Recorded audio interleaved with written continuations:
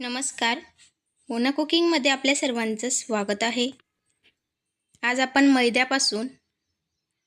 एक वाटी मैद्यापासून मस्त स्नॅक बनवणार आहोत किंवा चहासोबत खायला नाश्ता.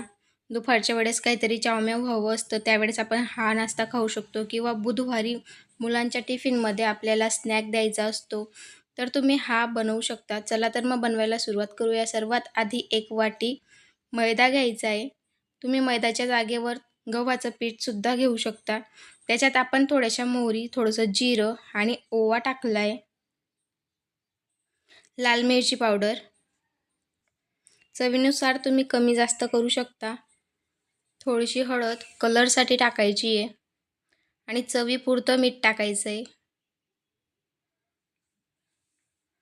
त्यात आपण थोडंसं तेल टाकणार आहोत. जर आपण कणिक मळायच्या आधी तेल टाकलं तर जेव्हा आपण तळतो त्यावेळेस तेल कमी लागतं आणि मस्त क्रिस्पी असा नाश्ता बनवून तयार होतो. म्हणून तुम्ही काहीही तळणीच्या वस्तू बनवा, त्याच्यात थोडंसं तेल टाकायलाच पाहिजे. कणिक मळताना थोडं थोडं पाणी घेऊन कणिक मळून घ्यायची आहे. मैद्याला जास्त पाणी लागत नाही, म्हणून थोडं थोडं करून टाकायचं आहे. इतक्याच पाण्यात सगळं आपलं कणिक भिजली जाईल. लागलं तर थोडंसं वरून टाका. बघू शकता मस्त भिजून तयार झालेलं आहे.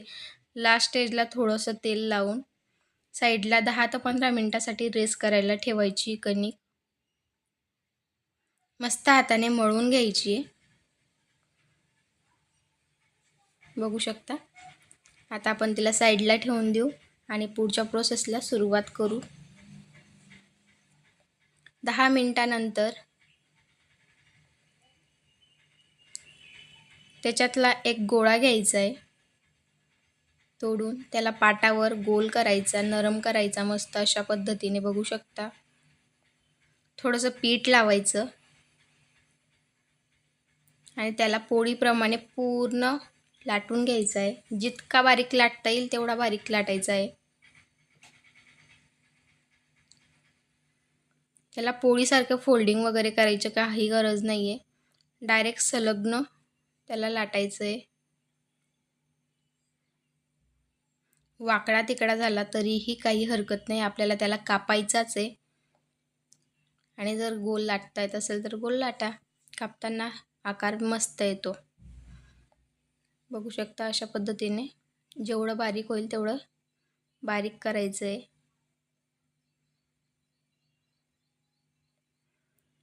त्याआधी चॅनलला लाईक, शेअर, सबस्क्राईब करा. नवीन असाल तर बेल आयकॉन प्रेस करा, जेणेकरून अशाच पद्धतीने नवीन नवीन व्हिडिओ तुमच्यापर्यंत पोहोचत राहतील. आपल्या चॅनलवर डेली व्हिडिओ टाकले जातात. रोज काहीतरी नवीन शिकायला भेटतं, म्हणून सबस्क्राईब करून द्या. आता आपली पोळी लाटून झाली आहे. त्याला तुम्हाला जसा आकार हवा असेल त्या आकाराने तुम्ही कापू शकता. बघू शकता मी त्याला त्रिकोणी कापते आहे. त्रिकोणी आकार देण्यासाठी मी जरा वेगळ्या पद्धतीने कापत आहे. तुम्हाला आवडेल तो तुम्ही शेप देऊ शकता. आता यालाही आपण अजून एक कट देणार आहोत, जेणेकरून सगळा त्रिकोणी आकार होईल.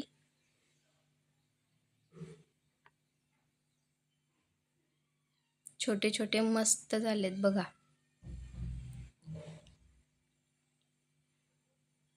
वाव. याला आता आपण तळून घेणार आहोत. मस्त सुटसुटीत झालेले, अजिबात एकमेकांना लटकत नाही आहे. सगळे काढून घ्यायचे आपल्याला आणि गॅसवर तेल तापायला ठेवायचं आहे. छान तेल तापलं की त्याच्यात आपण हे टाकू. तुम्ही सकाळच्या चहासोबत, संध्याकाळच्या चहासोबत केव्हाही खाऊ शकता. इतका छान नाश्ता लागतो. किंवा मुलांच्या टिफिनसाठी सुद्धा दिला. बुधवारी तर मुलांना स्नॅक बोलवतात. बुधवारी मुलांना स्नॅक लागतो टिफिनमध्ये, म्हणून तुम्ही जर का टिफिनमध्ये हा नाश्ता दिला तरीही काही हरकत नाही आहे, मुलं आवडीने खातील. आणि जर का गव्हाच्या पिठापासून बनवला तर तो अजून पौष्टिक होईल. तर आपल्याही मनाला समाधान वाटतं की आपल्या पोरांनी पौष्टिक अन्न काहीतरी खाल्लेलं आहे, बाहेरचं काहीही न खाता. म्हणून ही रेसिपी नक्की एकदा ट्राय करा. अतिशय सोपी अशी रेसिपी आहे. एकदा जरी बघितली तरी आरामात बनवू शकाल. फक्त तळताना लक्ष ठेवायचं आहे व्यवस्थित. तेल तापल्यावर त्याच्यात टाकायचं आणि हळू हाताने मस्त काढून घ्यायचं आहे. सगळा नाश्ता अशाच पद्धतीने आपण बनवून घेणार आहोत. बघू शकता. टाकताना हळू टाका जेणेकरून अंगावर तेल उडणार नाही.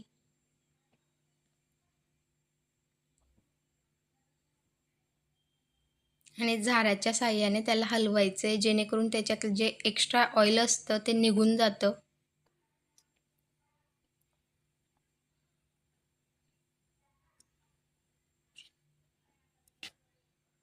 तेल छान तापलं की पटकन खरपूस असं होतं.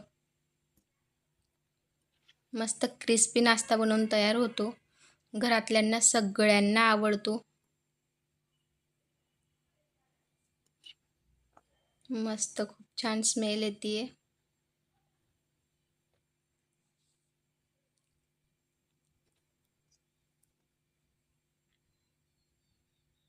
बघू शकता किती मस्त दिसतोय नाश्ता बघतानाच. खायला दिला तर मुलं आरामाने खातील इतकं छान.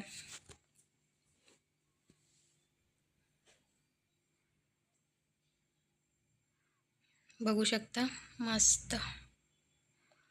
पुन्हा एकदा लाईक शेअर सबस्क्राईब करा, बेल आयकॉन प्रेस करा जेणेकरून अशाच पद्धतीने सगळे व्हिडिओ तुमच्यापर्यंत पोहोचतील. धन्यवाद.